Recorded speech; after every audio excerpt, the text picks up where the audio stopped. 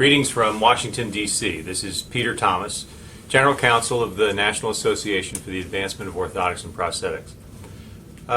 There's been a fair amount of activity on the issue of Medicare fraud and abuse in the recent past. In fact, the House Ways and Means Health Subcommittee just recently held a hearing to address the issue of Medicare fraud, following the publication of a report that stated that despite the government's efforts to crack down on fraud and abuse, the Medicare program still spends about $50 billion on fraud and abuse, loses money on fraud and abuse each year.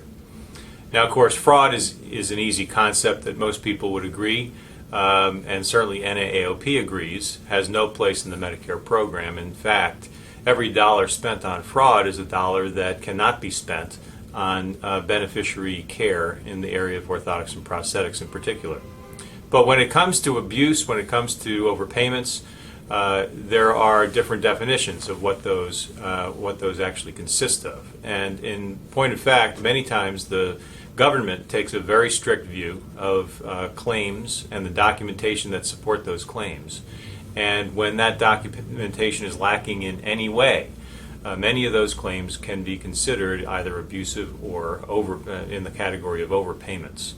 That's really what's at the heart of the appeals problem, with at least the 2-year wait to get an administrative law judge to hear a claim, and that's really behind many of the RAC recovery audit claims that are being denied, and then eventually many of which are being overturned in favor of providers.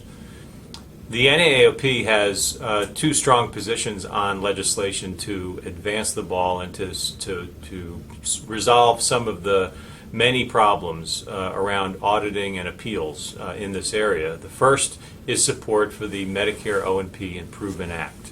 The Medicare O&P Improvement Act is legislation that's in the House of Representatives, and it ultimately would link the ability to be paid by Medicare with the credentials and the qualifications of the O&P provider.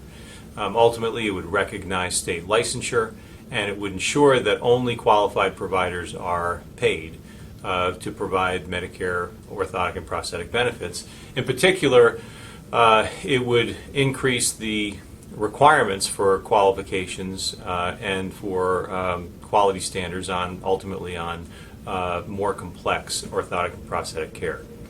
This is legislation that technically should not be necessary. It was ultimately passed into federal law in 2000 in the Beneficiary Improvements and Protection Act, BIPA 2000, and CMS simply has never fully regulated and implemented that regulation, that law. And so we're actively engaging in trying to get the Medicare O&P Improvement Act passed into law.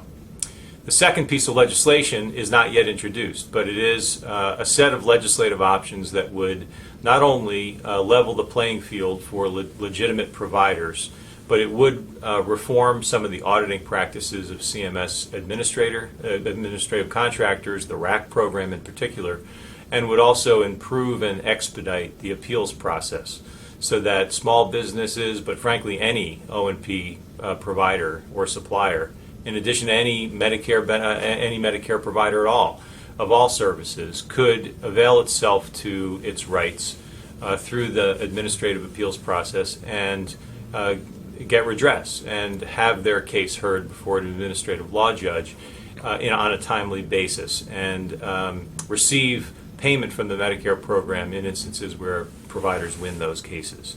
So those two pieces of legislation we are actively working hard. Please go to www.naaop.org for more information. We thank you for listening.